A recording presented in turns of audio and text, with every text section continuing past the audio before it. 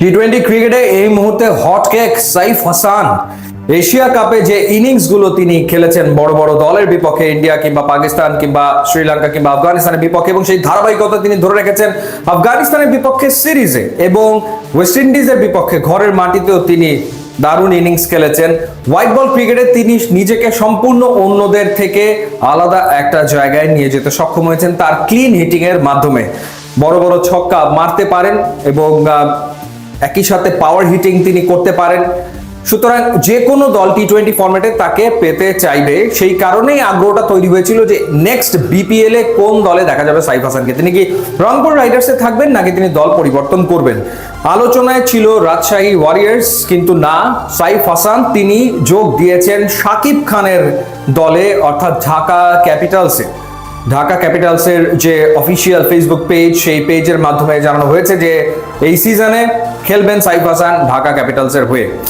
অবশ্য এই ক্ষেত্রে ইন্টারেস্টিং যে রংপুর রাইডার্স তাকে কিন্তু ব্যাপক সুযোগ দিয়েছে, মানে রংপুর রাইডার্সের কারণেই মূলত তার ফিরে আসা। গত সিজনে বা গ্লোবাল সুপার লিগে সাইফ হাসান খেলেছেন রংপুর রাইডার্সের হয়ে, এবং বিপিএল এর রংপুরের হয়ে খেলে বা গ্লোবাল সুপার লিগে রংপুরের হয়ে খেলেই তিনি কিন্তু সিলেক্টার্সদের দৃষ্টি আকর্ষণ করেছেন। তারপরে কিন্তু তাকে আসলে ন্যাশনাল টিমে কল আপ করা হয়, তাকে ডাকা হয় এবং তারপরে তিনি ন্যাশনাল টিমে দুর্দান্ত পারফর্ম করেন।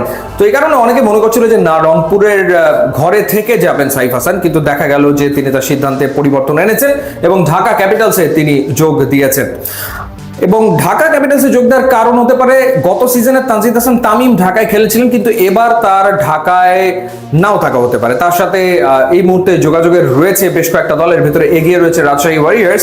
সেই ক্ষেত্রে তানজিদ হাসান তামিম যদি চলে যায় অন্য দলে, সেই শূন্যস্থান পূরণ করার জন্য একজন ড্যাশিং টপ অর্ডার ব্যাটারের প্রয়োজন তো পড়তোই ঢাকা ক্যাপিটালসের।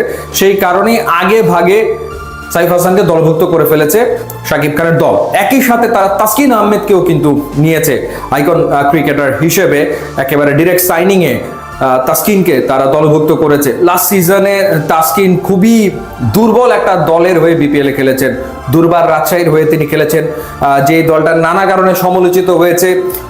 দলের কোনো কিছুই ঠিক ছিল না। একটা সময় এরকম হয়েছিল যে প্লেয়াররা তারা আসলে অনুশীলনে যাবে না, কারণ তাদের পারিশ্রমিক পরিশোধ করা হচ্ছে না, তারা অনুশীলন বয়কট করবে, ম্যাচও বয়কট করবে, এরকম আলোচনা উঠেছিল। মালিককে খুঁজে পাওয়া যাচ্ছে না, হোটেল বিল ক্লিয়ার করা হয়নি, বাসের পেমেন্ট পরিশোধ করা হয়নি, এরকম একটা দলে আসলে তাসকিন খেলেছিল।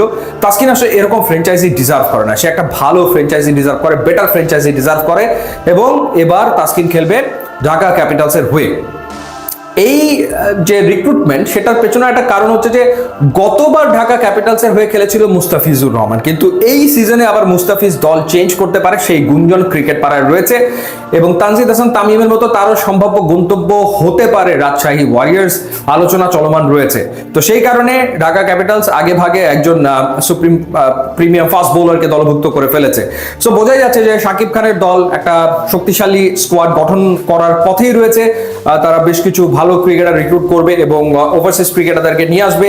সো দুজনকে তো তারা পেয়ে গেল, এবং দুজনই আসলে genuine match winner. Saif Hasan নিঃসন্দেহে ম্যাচ উইনার, তাসকিন আহমেদ তিনিও আসলে ম্যাচ উইনার। এখন দেখার ব্যাপার যে গতবার আর যারা খেলেছিল ঢাকা ক্যাপিটালসের, স্পেশালি লিটন কুমার দাস কিংবা সাব্বির রহমান, তারা আসলে ঢাকার টিমে থাকেন নাকি তারা আসলে অন্য টিমে চলে যান, বা ঢাকায় আর কাদেরকে সামনের দিনগুলোতে দেখা যায়। সো লেটস সি, রিক্রুটমেন্ট শুরু করেছে ঢাকা, এবং শুরু করেছে বেশ চমক দেখিয়েই সাইফ হাসান এবং তাসকিনকে দলে নেওয়ার মাধ্যমে।